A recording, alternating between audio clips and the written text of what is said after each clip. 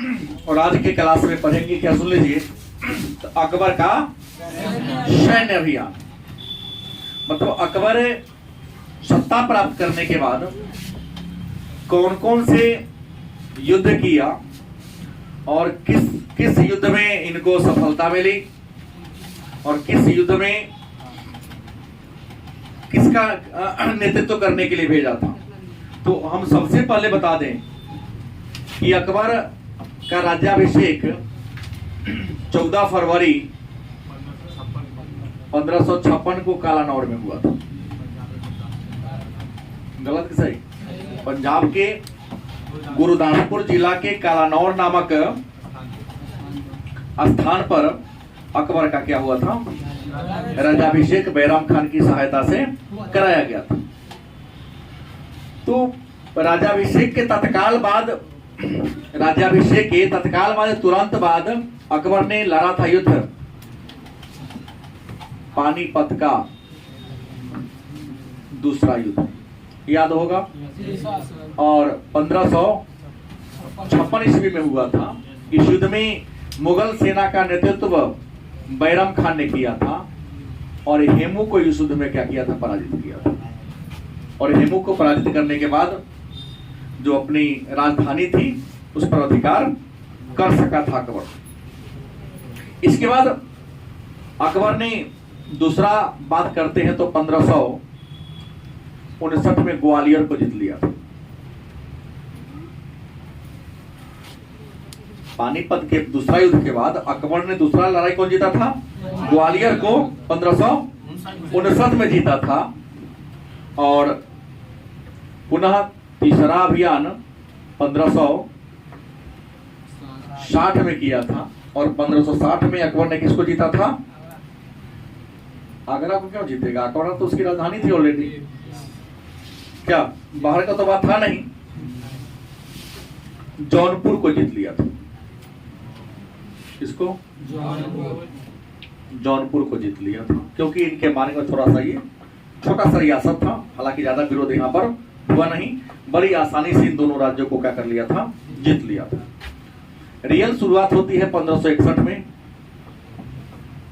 जो बाज बहादुर थे मालवा के राजा, 1561 में किसको जीत लिया, मालवा पर आक्रमण किया था। यहाँ के राजा कौन थे, बाज बहादुर। 1561 में अकबर मालवा पर अटैक किए, यहाँ के राजा कौन थे, बाज बहादुर थे। और मालवा को अकबर ने आदम खान के नेतृत्व में, इनके आदम खान के नेतृत्व में सेना को भेजा था। मतलब मालवा विजय के लिए अकबर ने किसे भेजा था, आदम खान को भेजा था।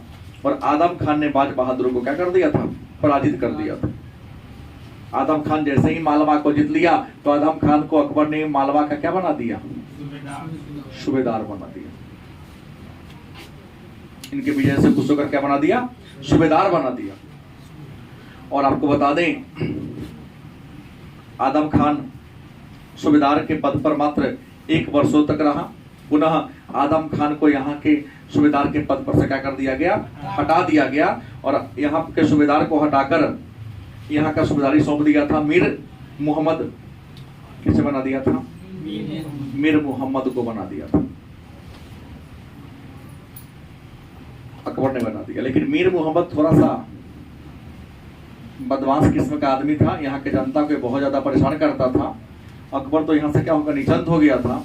लेकिन बाज बहादुर ने हार नहीं मानी, वह अपनी जनता को बचाने के लिए पीर मोहम्मद पर क्या बोल देता है, हमला बोल देता है। बाज बहादुर के डर से पीर मोहम्मद भागने लगा। कहा जाता है कि नर्मदा नदी में डूबकर मर गया। कहा, नर्मदा नदी में ये डूबकर क्या होता है, मर जाता है। और अकबर देखा कि पुनः बाज बहादुर सत्ता को क्या कर लेता है, कब्जा कर लेता है। तो अकबर ने पुनः उजबेगों की सहायता से, किसको, उजबेगों की सहायता से मालवा अर्थात बाज बहादुर को क्या करने का प्रयास किया था, जीत लिया था। और अच्छा तरीके से गोंडवाना को क्या किया है, मालवा को अपने कब्जा में कर लिया। अकबर 1564 की कहानी है कि गोंडवाना विजय पर निकला था। 1564 में अकबर कहाँ गया था? गोंडवाना पर आक्रमण किया था, और गोंडवाना विजय के लिए सेना का नेतृत्व आसफ खान ने किया था। गोंडवाना पर जब आक्रमण किया था मुगल सेना, तो सेना का नेतृत्व कौन कर रहा था? आसफ खान सेना का नेतृत्व कर रहा था। संजोग से गोंडवाना के जो राजा थे वह मर चुके थे, और क्या थे? मर चुके थे। और यहाँ की जो रानी थी उनका नाम क्या था? दुर्गावती। इनका बेटा कौन था? वीर नारायण। क्या नाम था? वीर नारायण का बेटा था, जो अल्पायु था, कम उम्र का था। तो रानी दुर्गावती अपने पुत्र वीर नारायण की संरक्षिका बनकर गोंडवाना की शासन चला रही थी। रानी दुर्गावती चंदेल वंश की राजकुमारी थी। नाम सुना होगा महोबा, मध्य प्रदेश का बड़ा ही हाँ महोबा फेमस है। और आपको बताते ग्रामीण क्षेत्र में पहले नाच होता था तो अल्लाह रुदल का पाठ होता था। अल्लाह रुदल जो था मेरा कहना है कि बहुत ही वीर योद्धा थे। मोहब्बा के ही थे दोनों, चंदेल वंश के यहाँ वो काम करने वाले तो अल्लाह रुदल दोनों भाई थे, सेनापति थे। उसी मोहब्बा की राजकुमारी थी कौन? रानी दुर्गावती, चंदेल वंश की राजकुमारी थी। इतने वीर खानदान से जुड़ी थी कि पूरा अस्त्र शस्त्र में यहाँ क्या थी? निपुण थी। आसफ खान को पानी पिया दी थी महिला होकर, लेकिन संघर्ष करते करते लड़ते लड़ते बड़ी वीर गति से रानी दुर्गावती और वीर नारायण की क्या होती है? मृत्यु हो जाती है। ये शहीद हो जाते हैं अपने देश की रक्षा करते करते। अंत में अकबर का ध्यान अब जाता है किधर? राजस्थान की ओर, क्योंकि राजस्थान राजपूतों का गढ़ था। राजपूतों को क्या था? किला था। अकबर ने राजस्थान पर आक्रमण करने की योजना बनाई, लेकिन अकबर को दिमाग में आया कि राजपूतों को हरा पाना थोड़ा सा क्या है? कठिन है, नामुमकिन है, क्योंकि राजपूत एक से बढ़कर एक क्या है? वीर है। उनमें कुशलता की कमी नहीं है, साहस की भी कमी नहीं है। तो अकबर ने राजपूतों के साथ दो प्रकार की नीति अपनाने की बात किया था, मित्रता व वैवाहिक। मित्रता और वैवाहिक नीति के आधार पर राजपूतों के साथ इन्होंने रिलेशन जोड़ने का प्रयास किया, उसके राज्य को अपने राज्य में क्या किया? मिलाने का प्रयास किया। इस क्रम में अगर हम राजस्थान में राजपूत की बात करते हैं तो सबसे पहले हमने कल भी चर्चा किया था मेरता। बनाया था 1562 ईस्वी में। मेरता के जो राजा थे उनका नाम था भारमल। क्या नाम था? जिनको कुछ लोग बिहारी मल भी कहता है। बिहारी मल, भारमल या बिहारी मल लड़ा नहीं, बल्कि अकबर के सामने मित्रता का हाथ बढ़ाया। अकबर ने भारमल या बिहारी मल से क्या कर लिया? दोस्ती कर लिया, मित्रता कर लिया। और इन्होंने अपनी पुत्री जोधाबाई का, भारमल ने अपनी पुत्री जोधाबाई का अकबर से क्या करा देता है? विवाह करा देता है। जोधाबाई से विवाह करने के बाद अकबर ने जोधाबाई को मरियम उज जमानी, मुख्य रानी का दर्जा दिया, उपाधि दिया। और मरियम उज जमानी क्या दिया था इनको? उपाधि दिया था। और इसी जोधाबाई के गर्भ से अकबर को एक पुत्र की प्राप्ति होती है, जो उनका उत्तराधिकारी बना, सलीम, जो इतिहास में जहांगीर के नाम से प्रसिद्ध है।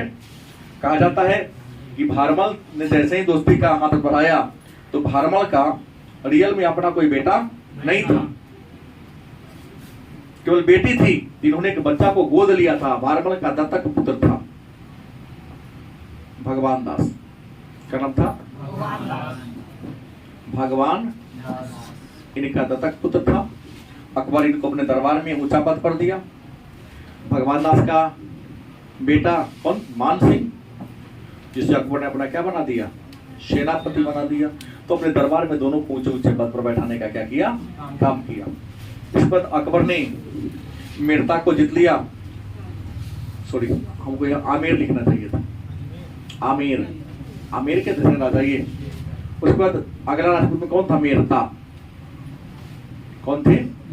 मेरता की बात करते हैं तो मेरता को भी अकबर ने 1562 में ही, क्योंकि अगल बगल का राज था, 1562 में मेरता को जीत लिया। और मेरता को जीता तो यहाँ का राजा कौन था? जयमल। कौन था? जयमल को पराजित करके मेड़ता को 1562 में अकबर ने क्या कर लिया, जीत लिया। आप कहो कि जयमल कौन था, तो राणा उदय सिंह का सामंत था। मेड़ता पर किसका नियंत्रण था, राणा उदय सिंह का। लेकिन अपने यहाँ पर राज नहीं कर रहे थे, जयमल की सूबेदारी सौंप दिए थे और यहाँ काम हो रहा था। मेड़ता को 1562 में क्या कर लेते हैं, जीत लेते हैं। और अंत में अकबर का दिमाग जाता है कहाँ, मेवाड़ पर। मेवाड़ में सिसोदिया वंश का राज होता है।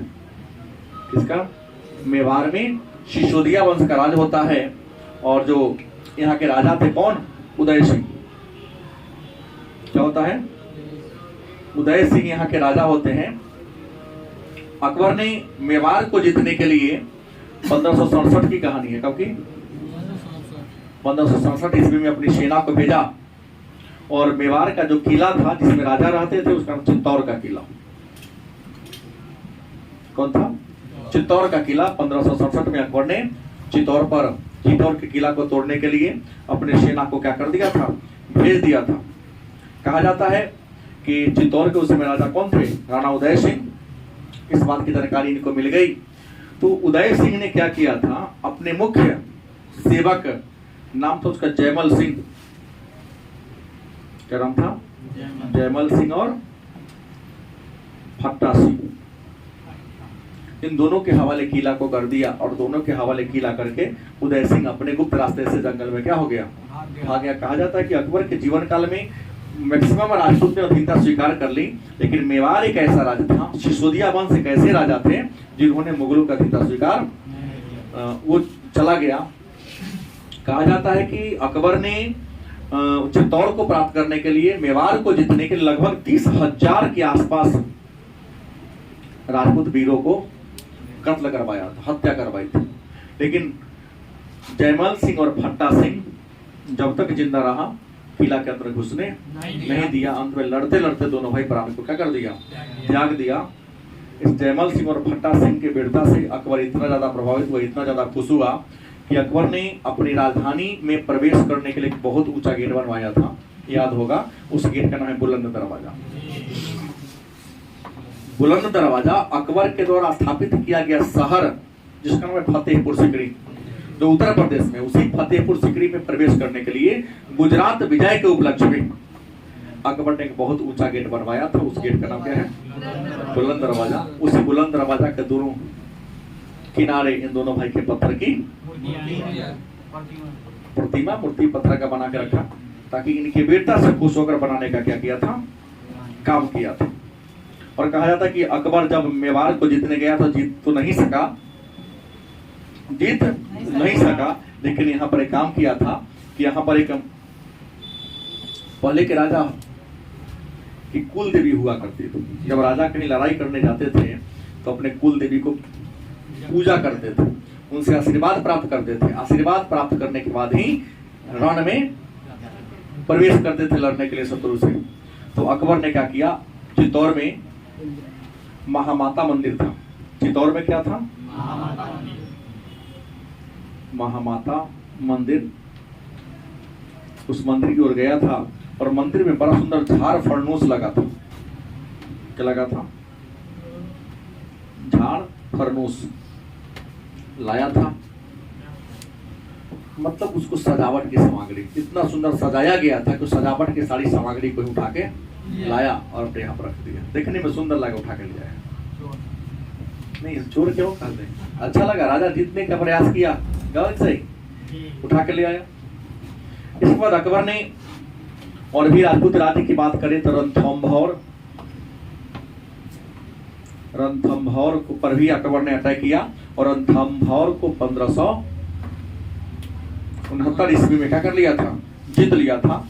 इसके बाद कालिंजर की बात करते हैं तो कालिंजर भी 1569 में ही अकबर ने क्या कर लिया था, जीत लिया था।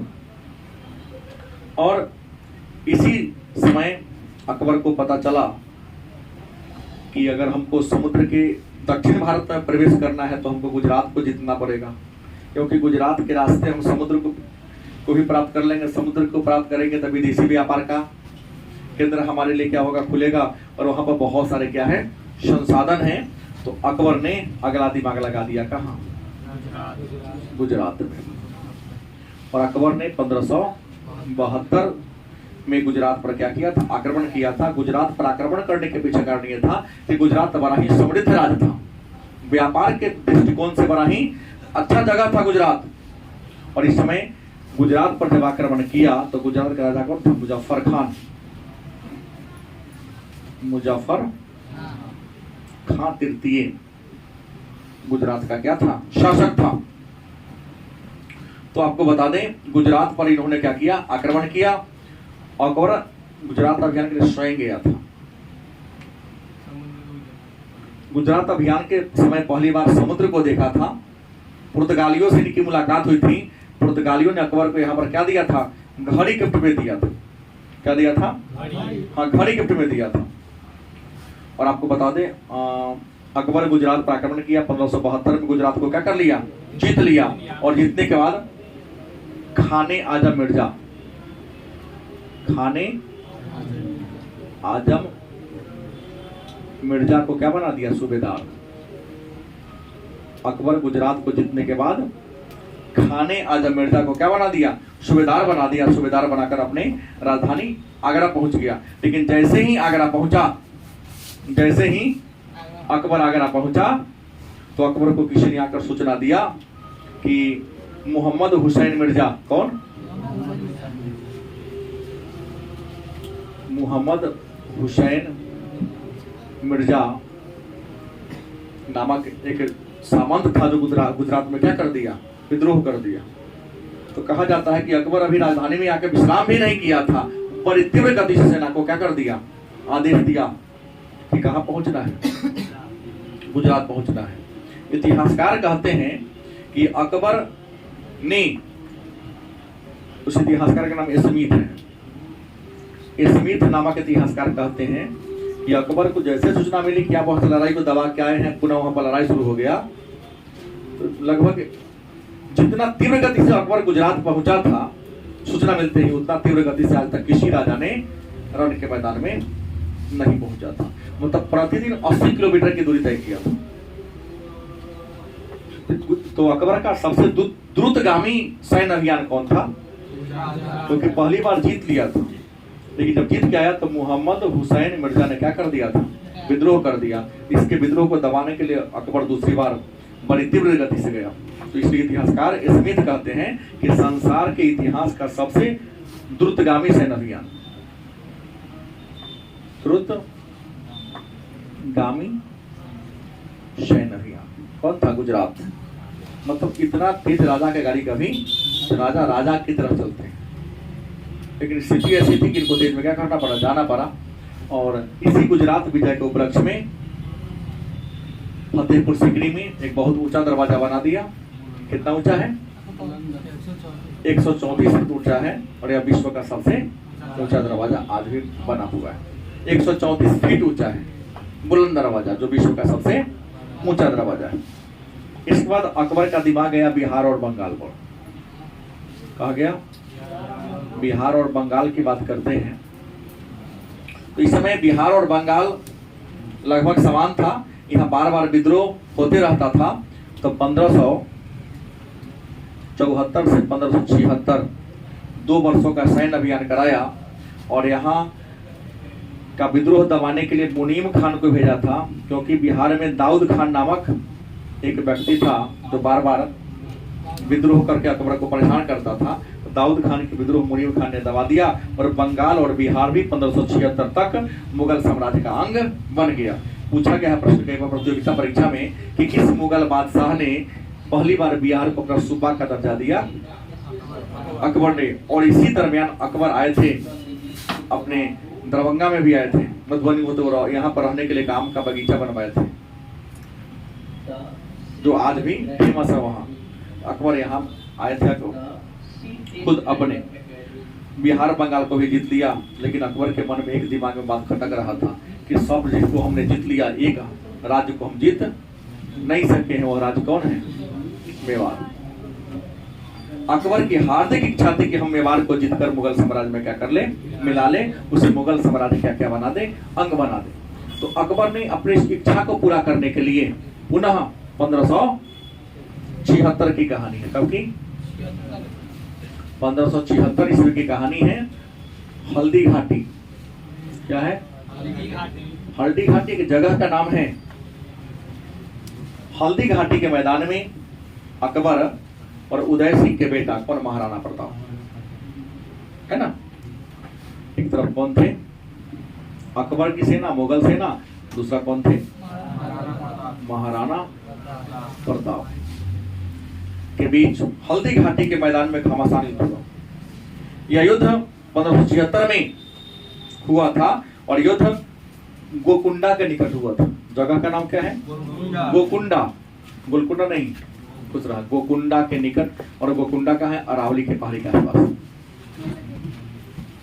अरावली के पहाड़ी के आसपास है गोकुंडा नामक जगह पर लड़ाई हुआ था। घमासान युद्ध हुआ। इस युद्ध में महाराणा प्रताप क्या होते हैं? हार जाते हैं, पराजित हो जाते हैं। लेकिन पराजित होकर अरावली के बिहार में जंगल में क्या होते हैं? भाग जाते हैं। भागने में इनकी सहायता किया था कौन? चेतक, जो महाराणा प्रताप के घोड़ा का नाम था। अपने घोड़ा पर सवार होकर क्या होते हैं? भाग जाते हैं। और यहाँ भी अकबर मुगल को मेवाड़ को चित्तौड़ में, सॉरी मेवाड़ कहिए तब, मेवाड़ तो राज्य का नाम था। चित्तौड़ क्या थी? राजधानी थी। चित्तौड़ में किला था। चित्तौड़ का किला विजय स्तंभ राणा कुंभा ने बनवाया था। चित्तौड़ या मेवाड़ को अकबर जीतकर मुगल साम्राज्य में नहीं मिला सका। 12वीं में हर वर्ष प्रश्न पूछता है कि अकबर किसे मुगल साम्राज्य में नहीं मिला सका या किस पर अधिकार नहीं कर सका। तो सही उत्तर होगा मेवाड़। लेकिन ऑप्शन में मेवाड़ न रहेगा तो चित्तौड़ होगा, क्योंकि मेवाड़ राज्य का नाम है, चित्तौड़ उसकी क्या है।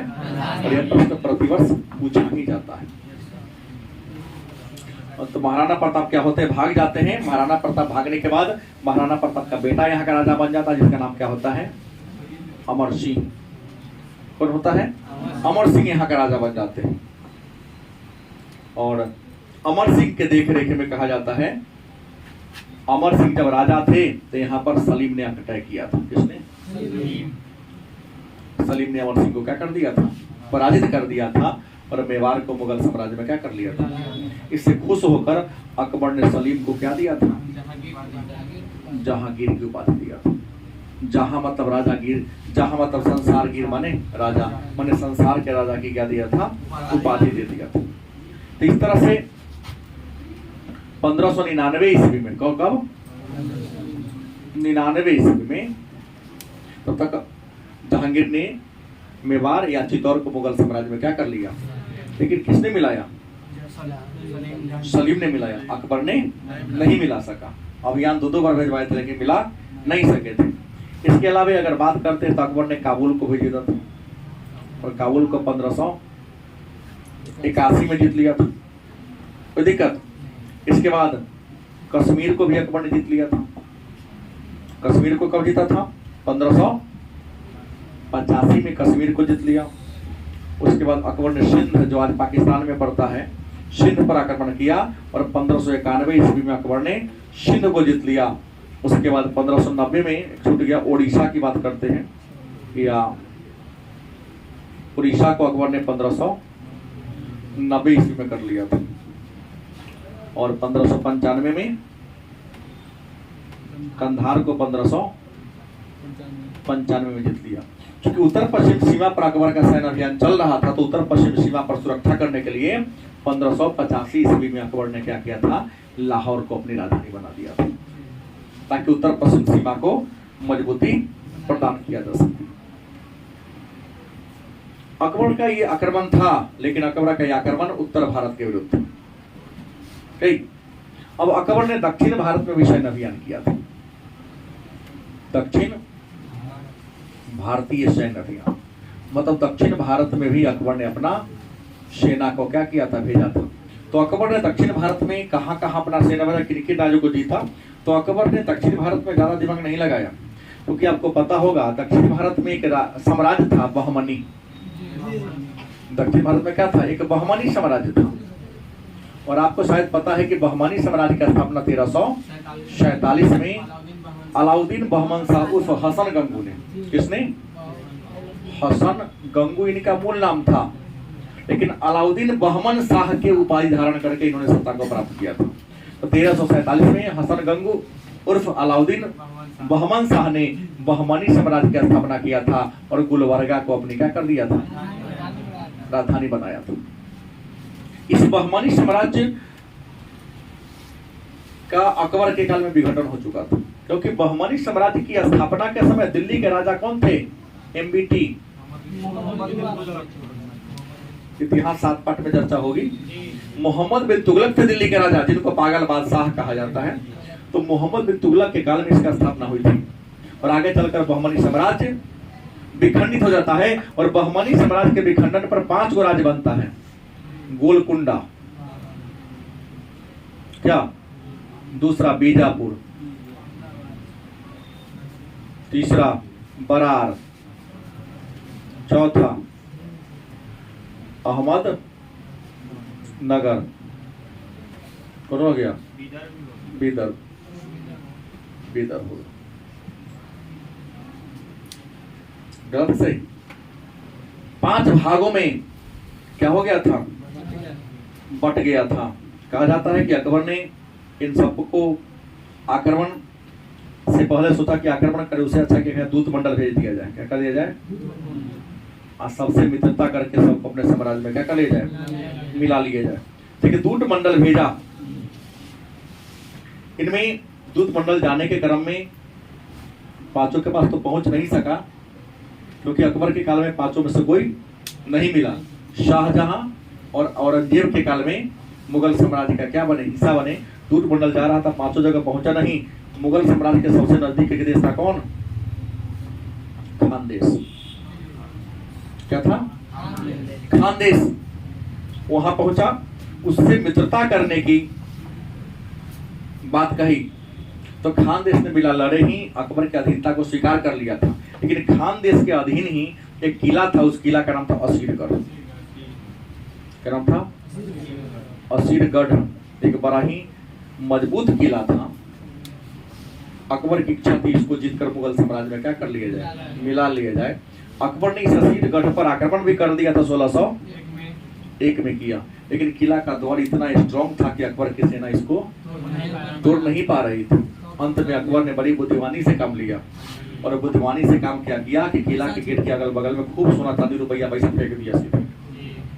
धन के लालच में किला की रक्षा करने वाले जो कर्मचारी थे, जो कि गेट को क्या किया? खोला। मुगल सेना किला में क्या हो जाता है? घुस जाता है। इस तरह से असीरगढ़ को भी जीत लिया। क्योंकि असीरगढ़ खानदेश की क्या थी? राजधानी थी, मजबूत किला था, नहीं रहता था। तो अकबर ने धन देकर बांटकर मिलाने का प्रयास किया, तो खानदेश का नाम क्या रख दिया? धनदेश रख दिया। अकबर धनदेश का नाम रखा और अकबर देखते हुए अनेक सारे युद्ध लड़े। लड़ते लड़ते अकबर का स्वास्थ्य खराब हो गया और अकबर का कौन सा रोग? जलोदर रोग हो गया, पेचिश रोग हो गया। उसी पेचिश रोग से 1605 ईस्वी में अकबर की क्या होती है? मृत्यु हो जाती है। और हमने कहा कि अकबर की मृत्यु कब हुई? किस रोग से? अकबर की मृत्यु 1600 किस रोग से हो गई थी? पेचिश रोग से।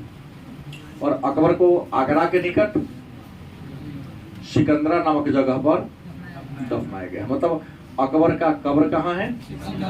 सिकंदरा में। सिकंदरा कहाँ है? आगरा के निकट। तो अकबर का हमने ये लड़ाई के बारे में जो हुआ वो पढ़ा, लेकिन अकबर के काल में कुछ विद्रोह भी हुए थे। अकबर के काल में विद्रोह भी हुए थे। अब कहेंगे कि अकबर के काल में विद्रोह कौन कौन हुआ था? पता है किसी को?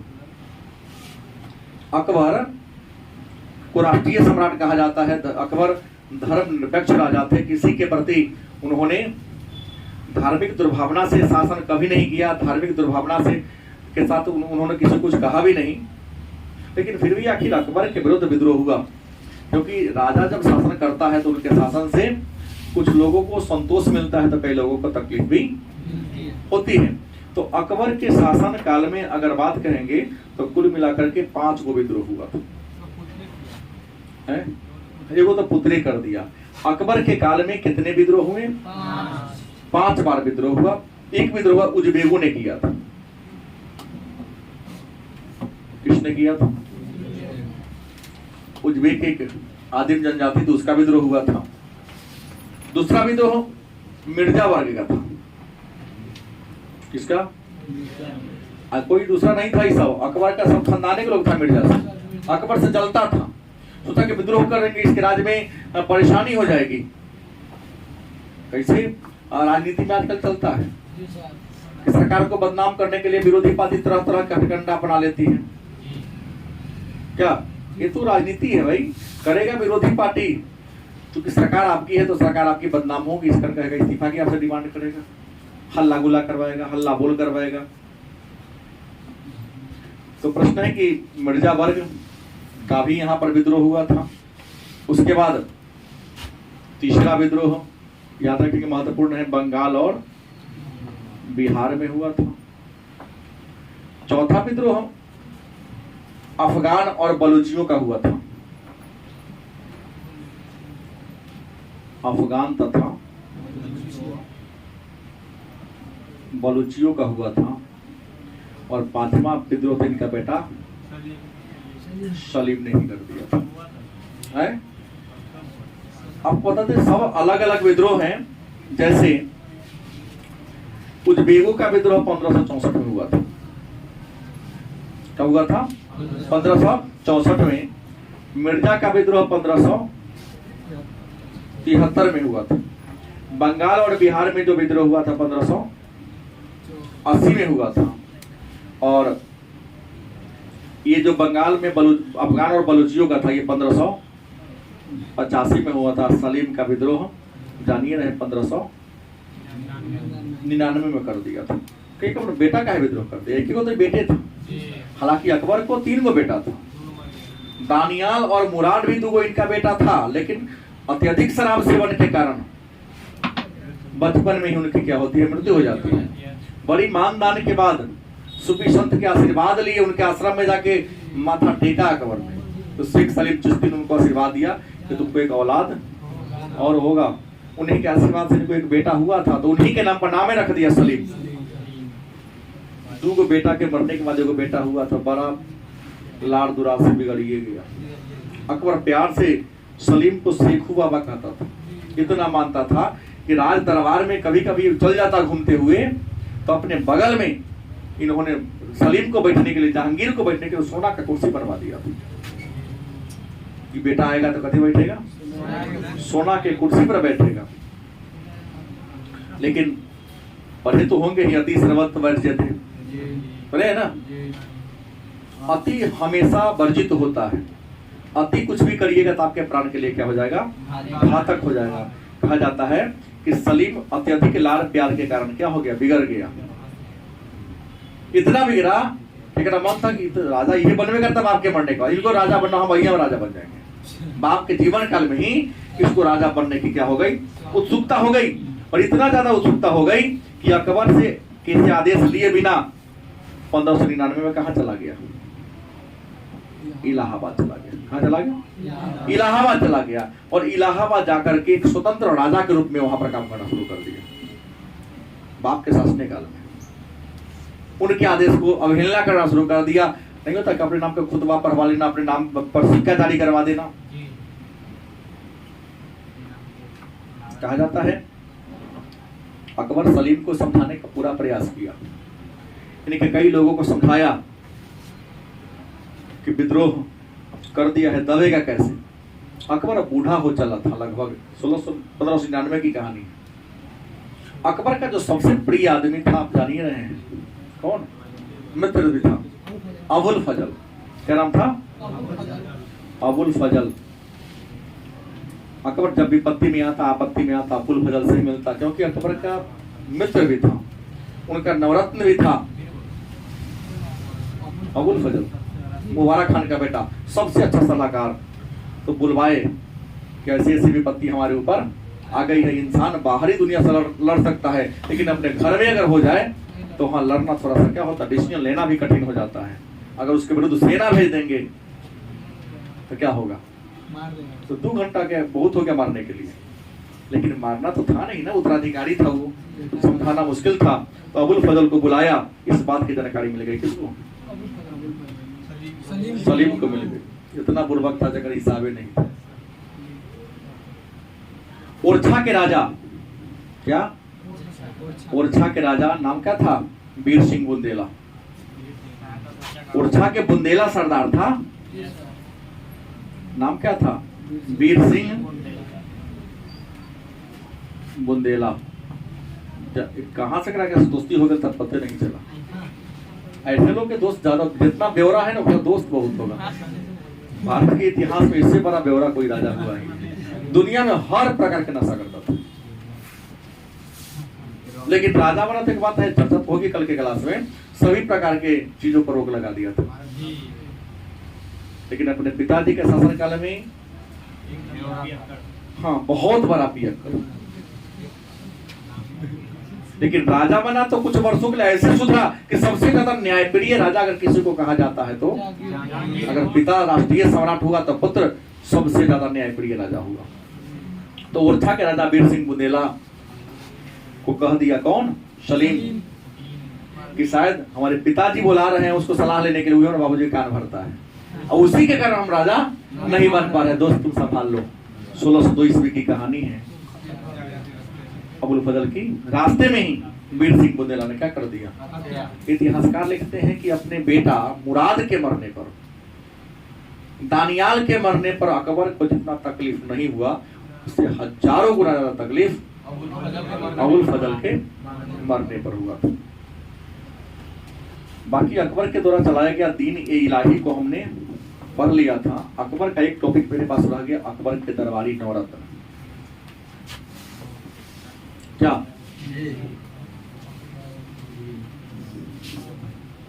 अब है अकबर के दरबारी नवरत्न। अकबर, कल ही हमने कहा कि अकबर क्या थे, अनपढ़ थे। अनपढ़ मतलब इनके अंदर शब्द ज्ञान नहीं था। अक्षर का ज्ञान क्या था, अक्षर ज्ञान ज्यादा नहीं था, नामों नहीं लिख पाते थे, लेकिन बुद्धिमान बहुत ज्यादा था। क्योंकि एक बात तो मैं भी बोलता हूं बार बार कि जैसी संगति वैसी नियति।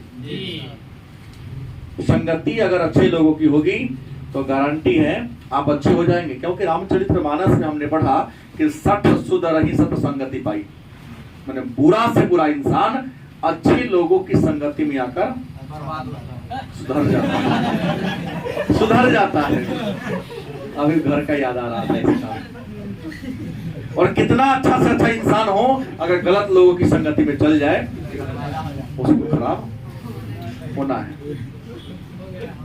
उदाहरण हमने दिया था कि अच्छे लोगों के साथ रहोगे तो अच्छा हो जाओगे, गलत लोगों के साथ रहोगे तो बुरा बन जाओगे। छोटा सा एकदम आसान उदाहरण, आप दूध, 1 गिलास दूध लेकर तारी के दुकान में जाकर पियो, कहे थे एक बार, तो लोग क्या कहेगा, तारी पी रहा है। और 1 गिलास तारी लेकर दूध जहां बिकता वहां जाकर पियो, लोग क्या कहेगा। मतलब आप कैसे लोगों के साथ रहते हैं उस लोग से आपका पहचान बनता है समाज में। तो प्रयास कीजिएगा दूध तारी के दुकान में बैठ के पिए, नहीं उज्जवल भविष्य बनेगा। तो हमने कहा अकबर के नवरत्न। अकबर अनपढ़ थे, लेकिन देखिए अगर विद्वान के साथ रहेंगे, हम तो सुनते हैं किसी ने कहा कि दिल्ली यूनिवर्सिटी के अगल बगल में चाय बेचने वाला भी धारा परवा फराट अंग्रेजी बोलता है। और यहाँ के तो हमारे गुरु जी भी 10 मिनट बोलेगा, रामा मिनट कथी बोलेंगे, कभी टेंशन में जीते नहीं। सही बोल रहा हूँ, हमको तो अपने ना आता है। कहावत शुभ हसलन चलने के जिनका 72 को छेद वाली कहानी है। तो हम तो सीधा के 9 जानते हैं, लेकिन जो जानते हैं वो भी 5 मिनट में 7वां मिनट में अंग्रेजी क्या बोलेंगे उन्हें खुद पता नहीं।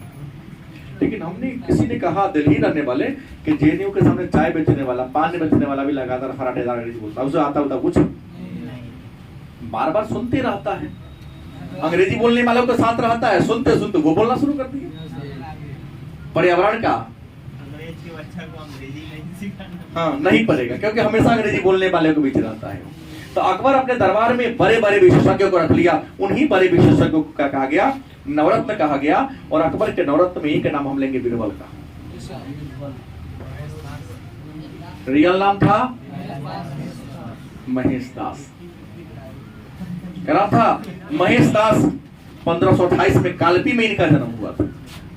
कहां? 1528 में कालपी में इनका क्या हुआ था? जन्म हुआ था। यह कुशल वक्ता और कहानीकार और कवि था। कुशल क्या थे? वक्ता, कहानीकार और क्या थे? कवि थे। इनकी योग्यता से खुश होकर अकबर ने इन्हें कविराज की उपाधि दिया था। क्या दिया था? कविराज की उपाधि दिया था। और हमने कल पढ़ाया था कि अकबर ने दीन इलाही धर्म को राजकीय धर्म घोषित किया, और दीन इलाही धर्म को स्वीकार करने वाला एकमात्र हिंदू राजा कौन था? बीरबल था। 1586 ईस्वी की कहानी है कि यूसुफ जाइयों के विद्रोह को दबाने में क्या? यूसुफ जाइयों के विद्रोह को दबाने में बीरबल की क्या होती है? मृत्यु हो जाती है। दूसरा जो अकबर के नवरत्न थे, नाम सुने होंगे, अबुल फजल। अबुल, एक बार जान लीजिए, मुबारक खान के बेटा थे। किनके बेटा? मुबारक खान के बेटा। और सबसे बड़ी बात, अकबर के मित्र थे। क्या थे? अकबर का सलाहकार। अकबर का क्या? सलाहकार और सचिव दोनों थे। ये दोनों तो पद हुआ, लेकिन रियल रिश्ता क्या था? मित्रता का रिश्ता था। तो अकबर के सलाहकार और सचिव कौन थे? अबुल फजल थे। मुबारक खान के क्या थे? बेटा थे ये। आपको बता दें, एक और इसके अंदर पद था, दीन ए इलाही का मुख्य पुरोहित ही थे। दीन ए इलाही का ये मुख्य पुरोहित थे, पंडित जी पूजा पाठ कराने वाले। क्योंकि दीन ए इलाही वाला स्वीकार करता था जो भी, तो जाता था अपन अकबर के सामने, था अपन पगड़ी, अपन टोपी अकबर के पैर पर रख देता था। अकबर उसको उठाता, शिष्ट कहता, और अल्लाह अकबर का मंत्र उसके कान में कहता। ठीक है, एक टोपी जिसको अल्लाह अकबर लिखा हुआ था, एक माला उसको क्या कर देता? पहना देता। बाकी तो कल कहिए दिए थे, धर्म की खासियत थी कि अपने जीवन काल में ही सारा मृत्यु का भोज कराना पड़ेगा। इसी धर्म को चलाने के कारण बदायूनी ने अकबर को इस्लाम विरोधी कह दिया था। चलिए, तो ये अबुल फजल थे। अबुल फजल के बाद अगर हम बात करते हैं तो फैजी की बात करते हैं। कौन था? ये दोनों रियल में भाई था। पूछा क्या प्रश्न है? ये अकबर के नवरत्न में कौन था जो दोनों भाई था? अबुल फजल और फैजी, दोनों में आपस में क्या था? भाई था। अब कहोगे सर फैजी किस पद पर था? तो जो फैजी था ना, ये अकबर का राज कवि था। क्या था? राज कवि के पद पर। फैजी के बाद चौथा अगर हम लेते हैं, टोडरमल को लेते हैं। कौन है? खत्री जाति में पैदा हुए थे। कौन जाति के थे? खत्री जाति के थे। और सबसे महत्वपूर्ण बात की, अकबर के सेवा में आने से पहले ये किसके सेवा में था? शेरशाह सूरी के यहाँ काम करता था। शेरशाह सूरी के मरने के बाद अकबर ने इनको अपने यहाँ बुलवा लिया था। भूमि के बारे में जितना भी अकबर ने सुधार किया, टोडरमल के कहने पर सुधार किया था। आईने 10 साल का टोडरमल व्यवस्था भी कहते हैं। इनकी योग्यता से खुश होकर अकबर ने टोडरमल को अपना वित्त मंत्री बना दिया था, और दीवान अशरफ भूमि विभाग का अध्यक्ष बना दिया था 1582 में। 1582 में इन्हें दीवान अशरफ बना दिया था, माने राजस्व विभाग का अध्यक्ष, और अपना वित्त मंत्री भी क्या कर दिया था? बना दिया था। सॉरी, 1582। टोडरमल के बाद हम लेते हैं एक और, मान सिंह। मान सिंह भी अकबर के नवरत्न थे। अकबर के क्या थे? ये सेनापति थे। जो दलाई के भतीजा, भगवान दास के बेटा क्या, और बिहारी मल के पोता। तो मान सिंह क्या थे? इनके सेनापति थे। नाम तो सुने होंगे, छठा तान सिंह, रामतनु पांडे इनका नाम था। रामतनु पांडे या तन्ना मिश्र, नहीं, ये अकबर का दरबारी गायक थे। अकबर के दरबार में रहने वाले क्या थे? ये गायक थे। और इनका जन्म ग्वालियर में हुआ था। तानसेन का जन्म कहाँ हुआ था? इनका कब्र भी कहाँ है? ग्वालियर में ही। और अकबर के दरबारी क्या थे? गायक थे। संगीत सुनाकर अकबर को प्रसन्न करते थे। कहा ध्रुपद गायन की एक शैली है का विकास। ध्रुवपद माने परमात्मा को प्राप्त करने के लिए जो पद गाया जाता है उसको ध्रुवपद कहते हैं। संगीत में पढ़ाना होता है। तो ध्रुवपद गायन शैली का विकास तानसेन ने किया था। और अकबर तानसेन की गाने की शैली से खुश होकर कंठाभरण वाणी विलास, तानसेन को अकबर ने क्या उपाधि दिया था?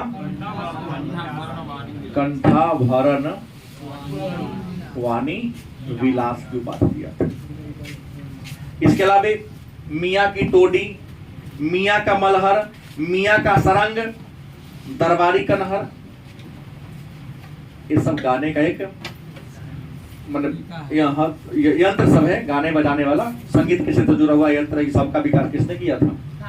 तानसेन ने किया था। उसके बाद एक और जानते हैं, सातवां नाम सुने होंगे, अब्दुल रहीम। रियल नाम था, अकबर ने इन्हें खान ए खाना अरबी, फारसी, उर्दू, संस्कृत भाषा के बहुत बड़े विद्वान थे।